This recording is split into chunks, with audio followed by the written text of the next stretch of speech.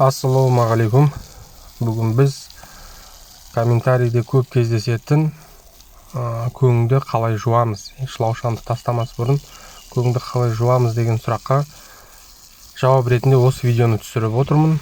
Бұл жерде сіз шылаушанмен айналысатын болсаңыз, онда ол үшін бізге малдың көңін керек болады. Оны осылай 20-30 сантиметр қалыңдықта жайып шығу керек.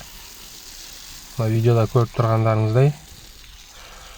Одан кейін оны міндетті түрде тура осылай жақсылап 2-3 мәрте үстінен су шашу керек. Жаңбыр жауғандай жаңбырлатып су шашу керек. Сол кезде мына видеода көріп тұрғандарыңыздай сары сулары ішінен шығады. Яғни осыны 2-3 мәрте қайталағаннан кейін жалпы көңнің жуылды деп есептесе де болады.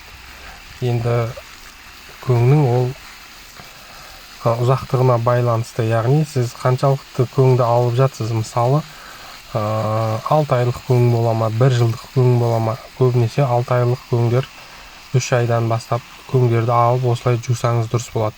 Ал егер свежий көң болатын болса, яғни 1 ай өтпеген, онда оны көп рет жууға тура келеді. Тура осылай бетінен су шаша беру керек. Одан кейін тағы 1-2 рет бесақамен аударып шығып, тағы да ішкі жағын жақсылап сумен шайып шығу керек. Сонда ішінен бүкіл сары сулары ағып шығады. Осылай көңді жууға болады. Мінекей көріп тұрғандарыңыздай, міне сары сулары осылай сарғайып шығады. Қызғылт сары болып, солардың барлығы ішіндегі малдың зәрінің бәрі шайылып шығады. Осылай сумен шашыратып жуғаннан.